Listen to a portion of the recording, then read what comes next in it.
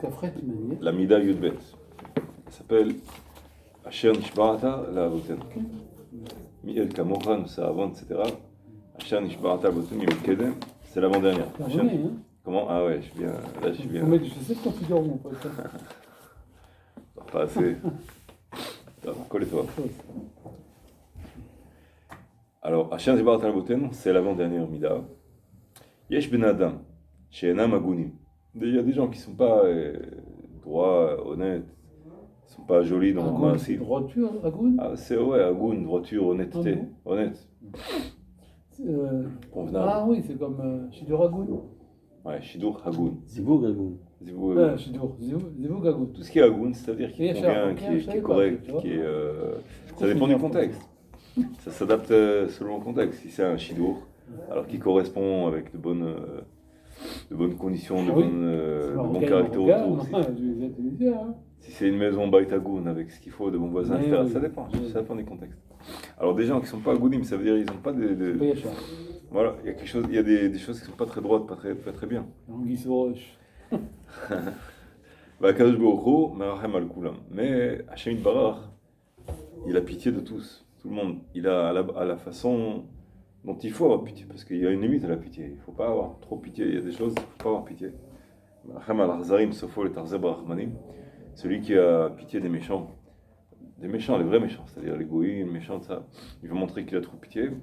Sofo les Tarzeb Rachmanim. Hachem Yitbarach, il le punira.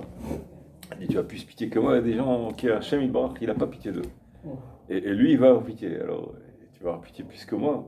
Tu vas montrer que. Une faute, quoi. Donc, qu'est-ce qu'il fait Hachem, il lui montrera, pas par force, mais il lui montrera que finalement, il deviendra cruel avec des gens qui sont miséricordieux. Comme l'histoire de Shaoul Amalek, qui a eu pitié par les pressions du peuple. Il a eu pitié d'un Amalek. Amalek, c'était un grand rachat, cruel. Il détruisait, il tuait, sadique. Et comme le peuple, ils ont eu pitié de Agag, du roi d'Amalek, etc., lui, il s'est laissé un peu influencer. Même si c'était un grand sadique, il s'est fait laisser un peu influencer. Finalement, il a épargné le Melech Agag, le roi Agag.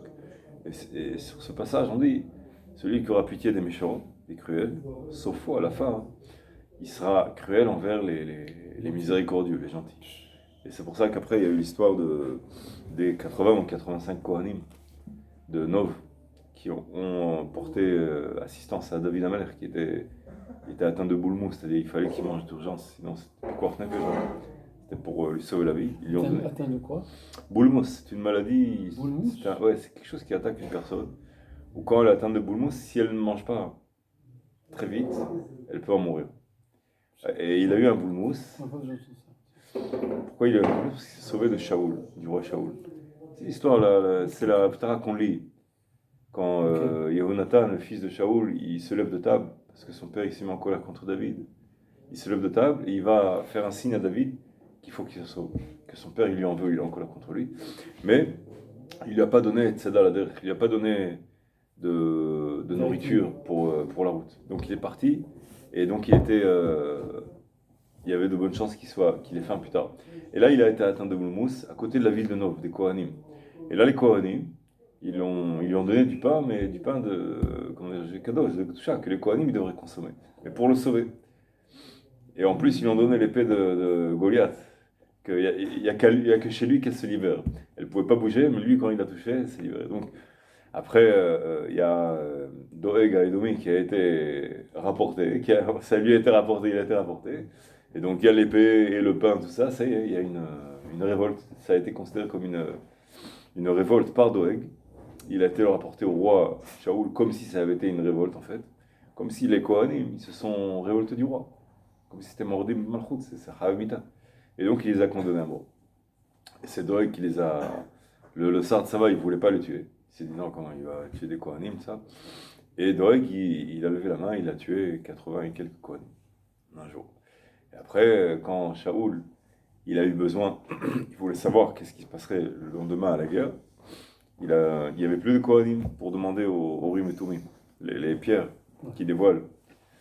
Et donc, il a fait descendre Shmuel en haut, par un médium, et il lui a dit que demain il mourrait, lui et son fils. Mais ils iraient en Olam. C'est toute une histoire. Et là-dessus, on dit, celui qui a pitié des méchants, à la fin, il sera, comment dirais-je, il sera, c'est-à-dire qu'on finalement, il verra- deviendra cruel avec des miséricordieux. Miséricorde. Parce qu'il dépasse la limite. Tu sais, c'est comme un, si on peut schématiser comme un rond, tu dépasses l'antipode, à ce moment-là, tu reviens en fait à l'autre côté. Donc s'il est trop, il revient à la case départ en fait. Donc il redevient cruel. Du fait d'avoir trop exagéré dans la miséricorde, donc il a.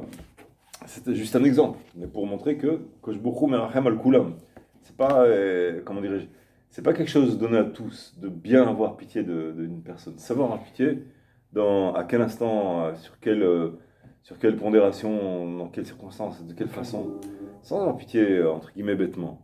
Parfois on a pitié de gens et en gâtant quelqu'un, un enfant, on a trop pitié de lui, ça peut l'esquinter. Il y a un livre qui s'appelle Shar Gdusha. Non, pas Shar Gdusha, il s'appelle Orchot Tzadikim, pardon. Ah oui, très beau. Il est très bon, il est assez court, mais il est très condensé. Il a deux Shaharim. C'est pas le Rav Kaufman qui a écrit quelque chose Non, on comme ne sait ça? pas qui c'est qui Non, l'a écrit. c'est pas lui. Non. Il écrit le même genre. Peut-être. Bon, j'avais cru. Peut-être. Lui, ce livre, on ne sait pas exactement qui l'a écrit. Il y a des suppositions, mais on ne sait pas exactement qui l'a écrit. Et lui, il y a un Shahar Arzariut, la porte de la cruauté et aussi la porte de la miséricorde. Et là-bas, il écrit que dans la porte de la cruauté, il y a une bonne cruauté et une mauvaise cruauté. Et la bonne cruauté, c'est d'être cruel avec son fils, par exemple, le matin, pour qu'il se lève à la prière. Lui dire, pourquoi? Pour lui donner les akotos, le faire mériter au lama. Et si à ce moment-là, tu as pitié de lui, ça s'appelle non pas de la miséricorde, mais ça s'appelle de la cruauté. Oui, c'est du renour, ça. C'est ça. Alors parfois, un père, il va avoir pitié de son fils à la mauvaise circonstance. Ouais. Dans une circonstance qui n'est pas adéquate, à ce moment-là, il est cruel envers lui. Parce qu'il le rend punissable. En fait. Petit à petit, il le rend avec de mauvais traits de caractère, de mauvaises habitudes. Tout à fait. Et donc, finalement, c'est ce qu'aussi il dit le roi Salomon, il dit son ébénon, celui qui ne sait pas éduquer son fils avec qui n'a pas la bonne dose de force. Avec un au moment, bâton, il aime pas. avec la menace du bâton. Même s'il ne frappe pas, c'est pas. Mais il menace quand il fait peur, son ébénon. Et son fils, plus tard, même il lui reprochera. Il y a même des enfants, plus tard, quand ils sont adultes, ils reprochent à leur père. Même parfois, il dit tu m'as pas aimé. Comment ça, je n'ai pas aimé? J'ai eu pitié de toi, de ça. Ça s'appelle pas aimer, ça. Aimer, ça veut dire il faut, parfois, à certains moments, savoir ne pas. Ne donne pas du poisson, prends-moi un péché. Ouais, par exemple, oui, c'est ça. Pas avoir pitié, bon, reste à la maison, n'étudie pas, ça fait rien, c'est difficile pour toi. Oui, mais À la fin, il pousse comme une plante verte. Il faut essayer de le pousser, pas trop, parce que si on pousse trop après, on perd tout. Mais il faut trouver tu vois, la bonne dose, appuyer sur la pédale, sans casser, sans. C'est pas évident. Voilà. Alors, Hachem Baruch, lui, il sait cet art-là, d'avoir pitié au maximum, sans faire de dégâts. Il a pitié de tous, même des juifs qui font des avérotes. Il a pitié de tous, on va le voir. Et c'est un art, je dis ça exprès parce qu'on n'est pas. À part le moment où on lit ça, on se dirait, bon, bah alors, c'est facile, on n'a qu'à avoir pitié de tout le monde. Et voilà. Mais c'est pas si facile que ça. Il y a des moments où il ne faut pas avoir pitié. Tu comprends? Quelqu'un qui fait quelque chose haut la main, en plein public, qui fait honte à quelqu'un d'autre. Ah bah tu dis, je vais avoir pitié de celui-là qui a fait honte à l'autre. Et l'autre, alors la victime, tu comprends? Il est en train de tuer quelqu'un. Non, il faut avoir pitié de l'assassin. Il faut savoir comment avoir pitié. Au Père Shouba Gemara, dans les brachot, la Magmara de brachot, d'Avzaïn, Aleph, Behanoti Tasher Achon, et la suite du Passouk, Behamti Tasher Achon. Hamnoti Tasher Achon. C'est-à-dire, je déciderai que cette personne me plaira à ce que je déciderai. C'est pas arbitraire, mais Hachem, il se réserve le droit comment dirais-je, d'avoir pitié, d'aimer, et certaines personnes sans aucun mérite, sans aucune raison apparente. Nous, si on voit ça de côté, on se dit, mais qu'est-ce qui se passe? Comment ça se fait qu'Hachem, il a pitié de lui? Comment ça se fait qu'il a plu à Hachem? Tu vois. Donc c'est écrit dans Shemot, dans l'Exode. Amar HaKadosh Baruch Hu, Otsar Ze Leotam She'enam Agunim. Ce trésor-là, Hanoti Tasher Achon, je déciderai quand je voudrais quelle personne me plaira. Donc pour avoir pitié d'elle ou lui donner un matanat hinam. Hanoti, Melachon hinam. La racine de Hanoti, la hon, avoir pitié, c'est hinam, hen. C'est-à-dire trouver grâce à quelqu'un. C'est pas gratuit, c'est pas ça. Justement, ça ressemble à la racine de gratuit, hinam. Matanat hinam. C'est-à-dire que Hachem Barach, il aurait pitié envers une personne qu'apparemment elle a aucun mérite. Hanoti, Tachar-Hon. Cette personne trouva grâce à mes yeux, malgré que apparemment personne n'est censé comprendre. Il n'y a pas de raison apparente. Et Tachar-Hon. C'est qu'Hachem Barach il décidera. C'est un peu normal. Oui, mais c'est pas arbitraire. Non, mais c'est la différence entre un père et Un père, il comprend ça, oui. Non, un père, il a pitié de tous les enfants. Enfin, Oui. un père ou une mère, il a pitié de tous les enfants. Mais tandis d'un individu à un autre. Il arrive qu'un père, il ait pitié d'un enfant. Et tout le monde soit contre lui. Les enfants entre eux, ils n'ont pas de pitié entre eux. Oui. Les enfants ou même les adultes, peu importe. Il peut arriver que tu aies Mais un pitié de père, ton mais un fils. père, il a pitié. Mais une père ou une mère, il a pitié C'est de vrai, tout c'est le monde. vrai. Il y a des cas comme ça. Vous avez plusieurs enfants. Parfois, il arrive, tu décides de comment dire, arrêtez, laisse-le. Il a fait une bêtise. Laissez-le tranquille. Et pourquoi tu fais des préférences? Moi, quand j'ai fait ça, tu m'as grondé, tu m'as dit comme ça. Non, je sais ce que je fais. C'est que tu le préfères. Parfois même la mère, elle s'en mêle, ou alors l'inverse, le père il s'en mêle et c'est la mère. Ouais, ça arrive comme ça. Et en fait, dans le cœur du parent, c'est quoi? Ça peut être par exemple, non, je sais que si maintenant je décide de le gronder, ça c'est un moment de faiblesse, je risque de tout perdre. Je risque de casser tout le truc. Pour pas le perdre, je vais lui donner gratuité, comme s'il avait une immunité en réalité. C'est pas une vraie immunité, mais c'est avant. J'attendrai une occasion où il sera plus fort, plus, comment dirais-je, plus mature, ou alors moins déprimé, moins. Parfois il y a des jours comme ça où on sent que la personne, elle voit tout en noir. Alors si tu en rajoutes encore un peu, ça elle craque. À ce moment-là, tu vois que le fils, il a choisi le meilleur moment pour faire quelque chose de scandaleux aux yeux de tous, et là tu veux lui donner une immunité, tu lui dis laissez-le tranquille. Tu préfères? Non, non. Mais personne ne peut comprendre. Tu vas leur expliquer, ils vont être contre. Quoi que tu dises, ils vont être contre. Alors, tu donnes une immunité, et quelques jours après, ou à une autre occasion, quand lui, il sera plus ouvert, plus souriant, plus fort, là, tu choisiras ce moment pour, comment dirais-je, chercher une occasion et lui dire, attention, comment dirais-je, tu cherches dans un certain angle mort, là où il ne fait pas ce qu'il faut, tu dis, arrête, halt, tu sais qu'il est capable de supporter maintenant. Maintenant, il a les outils, il a les récipients pour recevoir. Et donc, c'est le bon moment. Mais ceux qui sont de dehors, ils se disent, tu préfères, tu as des moments de faiblesse, tu comprends? Et ils ne savent pas lire le cœur du père qui est, comment dirais-je, qui sait avoir pitié au bon moment. Tu comprends? Et donc, cette gratuité apparente, c'est pas une gratuité, c'est une gratuité, mais c'est une intelligence, une chorma pour attendre la station. Si maintenant tu décides de le faire sortir du tram, il n'y a pas de station, il va s'écraser. Tu attends la station où il y aura un bon accueil, quelque chose, il acceptera. Bon. Donc Hachem Barach, si tu veux, j'ai juste donné un exemple humain, mais Hachem, il a des exemples bien au-delà de ces raisons-là qui sont schématiques. Lui, il décide, cette personne-là, maintenant je vais lui donner une gratuité, temporairement, éventuellement. J'ai ce trésor-là qui est réservé pour ceux qui ne sont pas agounim, qui ne sont pas droits, qui n'ont pas de bons actes là maintenant. Yesh otsar hinnunim, tu vois là ça ressemble beaucoup plus à hinnam. Hinnunim, un trésor gratuit. Qu'Akadosh Baruch Hu honnen venoten lahem matanat hinnam. Qu'Akadosh Baruch Hu donne des cadeaux gratuités. Et c'est un peu étonnant parce qu'on a vu ensemble, on a souvent touché à cette notion, lahem aboucha, le pain gratuit qui fait honte, le pain de la honte. On a touché à ce problème-là. Et tout le rôle dans lequel, la raison pour laquelle on a été envoyé dans ce monde, c'est justement pour transformer le pain gratuit qui nous fait honte, parce qu'on se sent honteux de toujours jouir sans jamais rendre quelque chose, contribuer à quelque chose, mériter quelque chose. Donc cette gratuité, on va la transformer en quoi? En quelque chose de plus mérité, de mieux mérité, tu comprends? Et là, ça fait marche arrière. D'un coup, Shamit Barach, il dit, non, j'ai des cadeaux qui sont gratuits. Donc, qu'est-ce qui se passe? Il y a quelque chose qui a l'air d'aller en sens inverse, paradoxe. Comprends le paradoxe? Décide-toi, tu veux qu'on mérite ou tu veux qu'on mérite pas? D'accord? Alors, Shamit Barach, il dit, il y a un moment pour tout. Il y a un moment pour tout. Il y a un moment où il faut, comme un gosse, avant qu'il devienne grand, tout ça, tu vas pas lui donner des vraies épreuves. Il donne des preuves, SRAC on appelle ça en hébreu, SRAC, des épreuves, des balles à blanc. Tu comprends? Après, tu lui donnes des vraies balles. Au début, tu lui donnes des balles à blanc. C'est pas le moment de lui donner des vraies balles. Pas encore. Si tu donnes des vraies balles à un enfant de 5 ans, cruauté. Mais si tu lui donnes des balles à blanc jusqu'à l'âge de 18, 20, 30 ans, à ce moment-là, c'est la bonne c'est ce qu'on appelle Hinam. Bella Blanc, tu lui donnes, c'est Hinam. Pourquoi tu donnes Bella Blanc? Pour qu'il fasse l'entraînement jusqu'au moment où il sera prêt.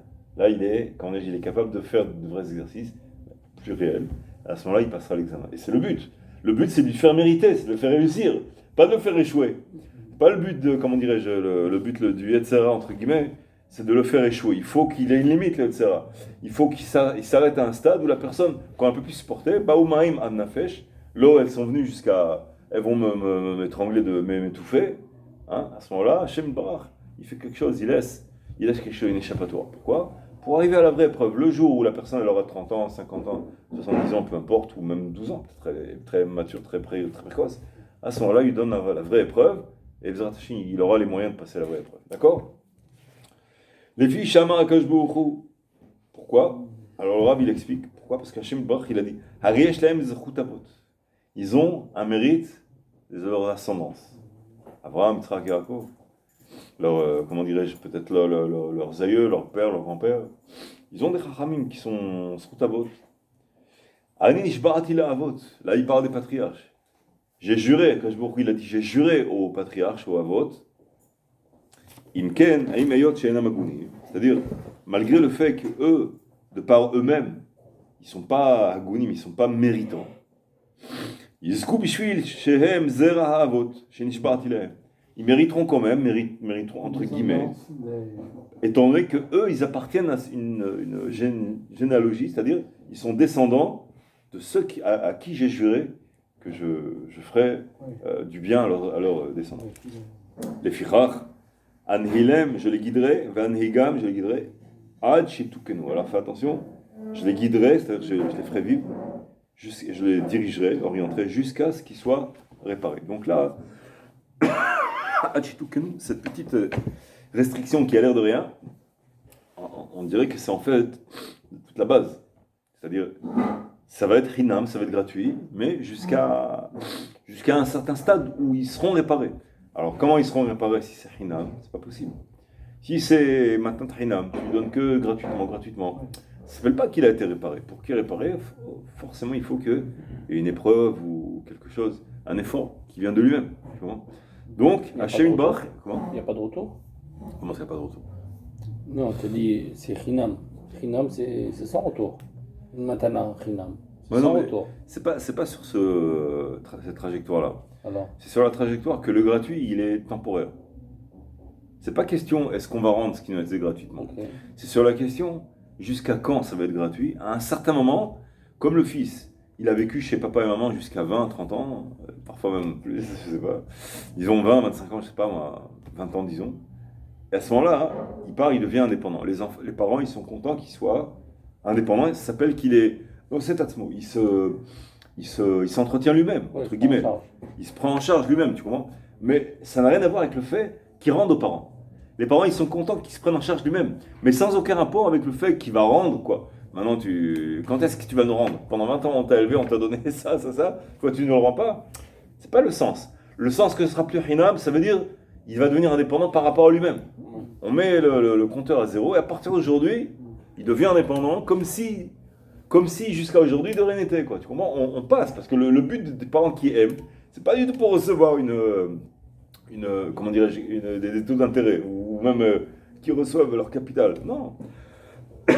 Leur but, c'est de voir la satisfaction, de voir leurs enfants qui sont, même qui les dépassent. Tu comprends? Mais ça n'a rien à voir avec le fait de recevoir. Tu comprends? Tu saisis la réponse à la question? Oui, j'ai bien compris. D'accord. Donc, si on prend là, pour essayer de comprendre, il est agunim, enfin il est merachem al-kulam. Ça veut dire que même les gens qui ne sont pas méritants. Oui. Et mais ça, pourquoi? Et ça, oui, parce qu'il est obligé de laisser passer un petit peu, quoi. Voilà. Mais combien de temps, là? Ça dépend. Ça dépend de la personne. Providence divine. Non, mais ça dépend de la personne. Mettons quelqu'un qui... Entre autres de la personne, oui, bien sûr. Il y a une limite aussi. Il y a des gens qui sont éternellement, pas éternellement, mais trop longuement, je ne vais pas dire parasites, mais enfin toujours passifs. C'est la limite, là. Oui, mais c'est Dieu qui fixe. Il donne comment dirais-je, les paramètres à la personne. Les paramètres, c'est-à-dire les outils, les forces, l'intelligence, les occasions, les circonstances. Tu comprends? Les occasions. Un jour, une occasion s'avère. S'il rate l'occasion. Ça, c'est la providence divine. Ça, il y a les Gilgulim, il le fait revenir, il y a toutes sortes. Le Nidar, maintenant Nidar. Hachem, le Nidar, il sera jamais, comment dirais-je, Hachem, il abandonnera jamais n'importe quelle âme. Que ce soit à très très long terme, mais jusqu'à la fin des temps, il finira par lui donner une occasion. Tu comprends? Mais c'est très très complexe. Comment il va faire ça? Il y a des Gilgulim, il prend son âme, il la fait rentrer dans un autre corps, il fera subir des souffrances. Eux, c'est comment dirais-je, c'est des centaines de shiurim pour savoir. Il va rentrer dans toutes sortes de mondes, toutes sortes de plantes, d'animaux, tu vois. Après, il revient à l'être humain, les épreuves, etc., jusqu'à ce qu'il revienne sur la bonne trajectoire. Bon, ça peut être très très long. Mais jusqu'à Adishituknu, c'est un concentré là. Et Shamit Barach, dedans, il met. C'est des tonnes de choses, de la providence divine, où il s'occupera de lui. Il lui donnera une circonstance où il pourra faire ses preuves à lui-même. D'accord?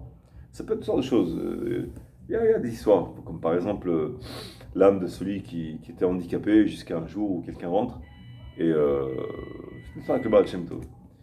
Et donc une femme rentre avec un poulet et le Baal Shem Tov lui demande à ce garçon. Ce garçon est handicapé, il parle jamais.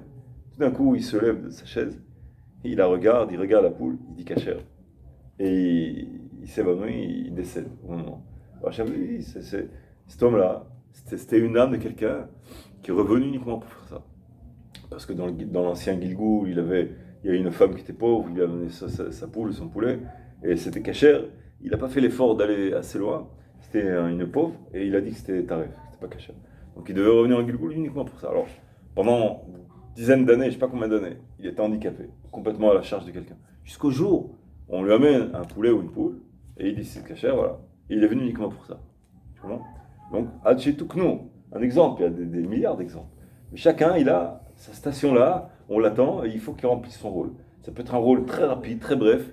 Il sauve une personne, tout d'un coup, il se sacrifie, tellement de choses. Ça peut être, il vit 40 ans, 50 ans, il arrive à un certain stade, il se sacrifie pour d'autres, et voilà, il a rempli son rôle et il peut partir. C'est pour ça, pendant 50 ans, 60 ans, tout ce qui lui est arrivé pour en arriver là. Je suppose d'autres choses aussi, entre autres, mais disons que schématiquement, il doit en arriver là, Hachem il l'attend. Il lui donne les circonstances, il lui donne la force, la chokhma, la toucher à le tact pour identifier l'occasion qui se présente à lui, l'envie, tu comprends? Tout ça, l'enthousiasme. C'est des choses qui sont... C'est dans les mains de Dieu. À Yad Hashem Tiktsar, la main de Dieu, elle n'est pas assez longue, elle arrive n'importe où, tu comprends? Donc, Hachi Tuknu, aie confiance en Hachem, Emunah ba Hachem, fais confiance que toujours, il nous donnera l'occasion de nous prouver et d'arriver à faire l'épreuve pour laquelle on est, ou les épreuves. Ça peut être des dizaines, centaines d'épreuves, mais il y en a que c'est une seule épreuve. On ne peut pas savoir.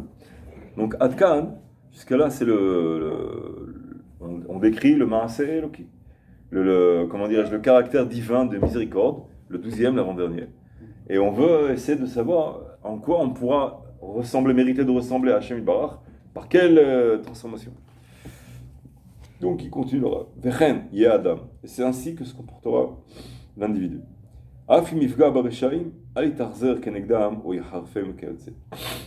Donc même si il va blesser, il va punir, il aura l'occasion de faire quelque chose à des Rechaim. Il faut qu'il défende une personne qui est faible, peu importe la circonstance, mais il aura affaire à des Rechaim.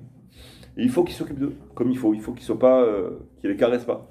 Il faut qu'il fasse quelque chose contre eux. À ce moment-là, Ali Tarzer Kenegdam, qu'il ne soit pas cruel avec eux. Maintenant, il a le beau rôle maintenant. Ils sont méchants, lui il est le gentil, et lui il est le méchant. Alors qu'est-ce qu'il va faire? On dirait, il va prendre le glaive, il va être le grand héros, et plus il en rajoute, mieux c'est. Non, c'est pas plus il en rajoute, mieux c'est. Il faut qu'il arrive à la dose, comment dirais-je, optimale. Ni plus ni moins. Il ne faut pas qu'il dépasse. S'il va trop loin, il arrive à Arzariot.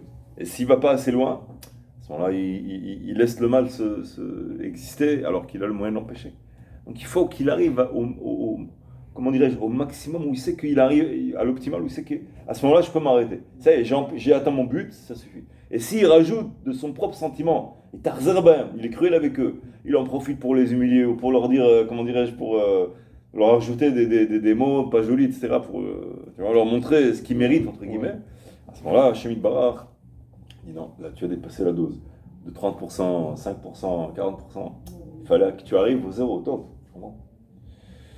À ce moment-là, Ali Tarzer Kenegdam, Oy Harefem Keotse, ou alors et aussi qu'il les humilie pas, par exemple, etc. Toutes sortes d'occasions où le rôle de la force peut lui donner la possibilité d'exagérer. Et là, mais, Irachem Alem Veyomar, qu'il ait pitié d'eux et qu'ils disent, sauf, Hem Bene Avraham, Yitzhak V'Yaakov.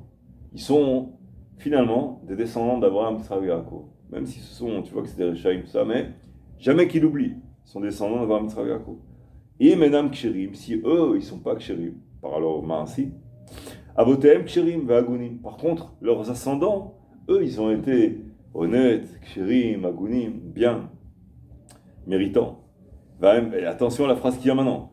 Va'amevazé Abanim, celui qui humilie, comment dirais-je, qui fait mal, entre guillemets, tu comprends? Sentimentalement, qui lui fait mal.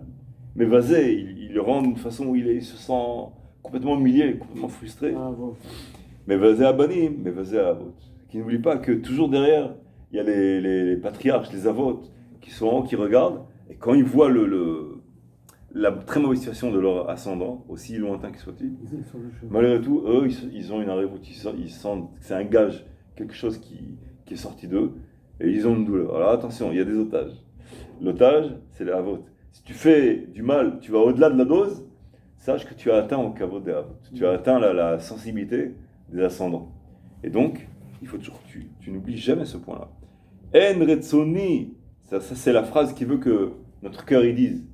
Je n'ai pas la volonté, chez Bazou Avot, que les Avot souffrent. Al-Yedi, par moi. Et donc, il va essayer de recouvrir autant que possible, sans, comment dirais-je, louper le but. S'il a un but à atteindre, qu'il atteigne. Si par exemple, il est le seul à pouvoir défendre, qu'il défende. Mais parfois, il y a un rôle qui est cruel. Et il peut se dire, voilà. Je ne veux pas que les ascendants soient humiliés ou touchés par sensibilité, qu'ils soient touchés, qu'ils souffrent par moi. Je préférerais que ce soit par quelqu'un d'autre. Alors donc s'il y a quelqu'un d'autre qui peut faire le sale travail entre guillemets, laisse tomber. Laisse celui comment dire, qui a le point, qui est toujours, il cherche les bonnes occasions, l'action du moment, laisse-le faire. Pourquoi toi tu vas faire ce travail? Tu sais que de toute façon ça va être fait. Si c'est un sale travail entre guillemets, pose-toi la question. Pose la question à un chacham. Est-ce que vraiment ça vaut le coup que moi je fasse ce sale travail? Peut-être de toute façon quelqu'un d'autre va le faire. J'ai un voisin dans l'immeuble. À l'époque ils avaient un VAD, le concierge. Il se change de rôle. Il était un peu fou comme ça. Il avait toujours il avait des conduites parfois qui exagèrent. Quand il y avait quelqu'un, un voisin qui payait pas à temps ou alors qui faisait des choses parfois pas très correctes, parfois il prenait des crises et il arrivait aux insultes. C'était un ancien policier. Il arrivait aux insultes, il arrivait à des situations complètement exagérées. C'était de la folie. Il avait largement dépassé la dose. C'était lui qui est devenu le problème plus que le voisin. Et ce voisin-là, il y avait un ou deux voisins qui faisaient des choses pas très sympas. Alors, à un moment donné, sa femme, elle lui dit, mais regarde ce qu'il fait, c'est pas bon pour l'immeuble, c'est pas bon pour les enfants. Qu'est-ce qu'il a dit le mari? Il a dit, laisse tomber. Je sais que l'autre, il va se réveiller très bientôt. Pourquoi tu veux que ce soit moi qui fasse ça? Ce sont tous des musclés, ce ne sont pas des gens, tu sais, délicats. Quand tu leur parles, tu ne sais jamais comment ça va se finir. Laisse attends encore un jour ou deux, effectivement un jour ou deux, après t'entends, comme ça, le problème, terminé, c'est fini.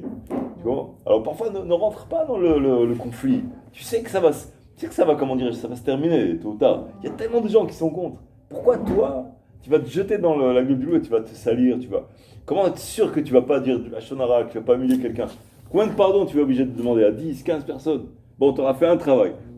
Mais 15, 15 choses que tu auras esquintées à droite, à gauche, ça, faut demander pardon. Et beaucoup de fois, plein de fois, tu oublieras de demander pardon à la bonne personne. Donc parfois, il faut, savoir rester sur le côté. Et là, la phrase est importante. Amevazé avot, mevazé abanim, mevazé avot. Ça, c'est, comment dirais-je, c'est l'une des grandes règles de base du Lachon Hara. Oui, parce que dans la Lachon Hara, on a une règle, on dit, on doit essayer d'aimer Hachem. On doit essayer, c'est-à-dire c'est un degré qui est très beau, qui est très important. Servir Béava. Oui, c'est ça, exactement. Servir le service divin qui soit fait avec amour, avec enthousiasme, avec envie. C'est bon, c'est important, plutôt que de faire uniquement l'ouvrier spécialisé, voilà, il met sa carte, il fait le travail, il s'en va à la maison. Non, fais les choses bien. Reconnaissance, tu comprends. Maintenant,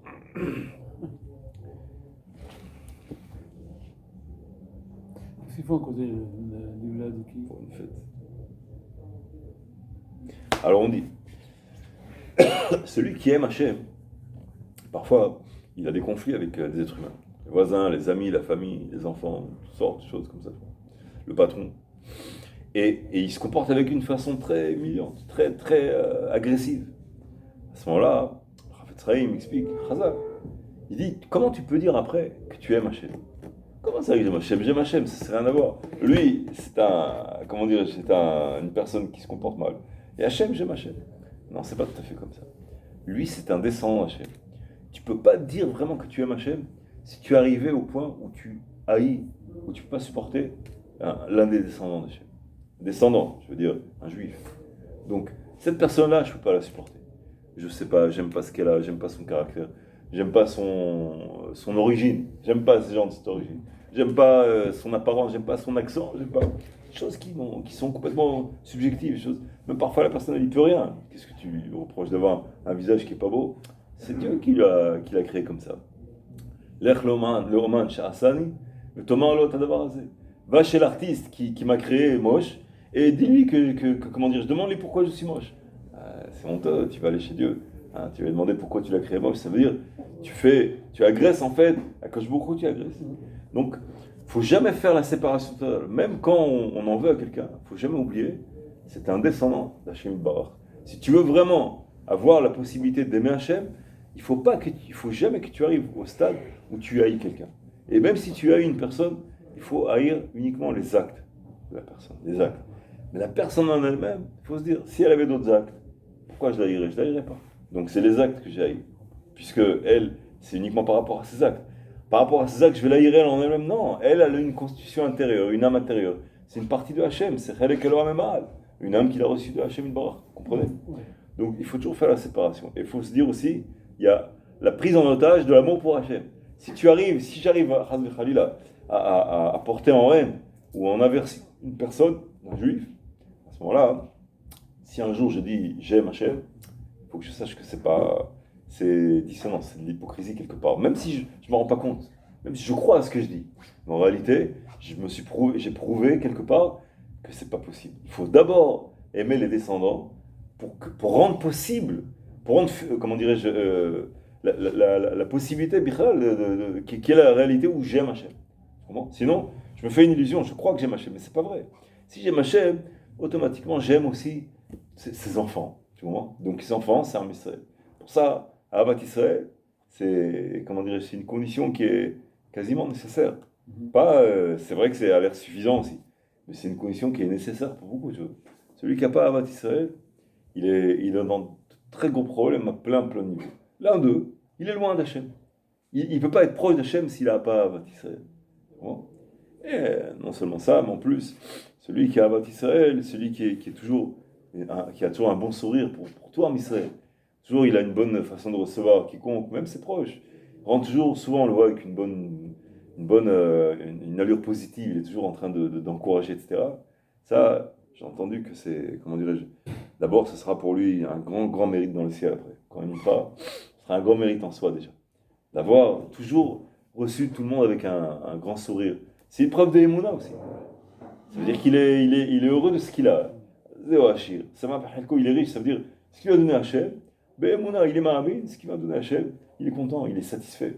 Donc cette satisfaction, ça fait qu'il n'est pas amer en lui, donc toujours il donne de la méticoute, il est toujours agréable envers les autres. Tu comprends? Et là, donc c'est un terrain qui est propice pour arriver à accéder à d'autres degrés qui sont Avat Torah, Avat Hashem, etc. Vous comprenez? Baruch Adonai Le'olam, Amen ve'Amen. Tu arrives vite, non? Ouais, on va essayer de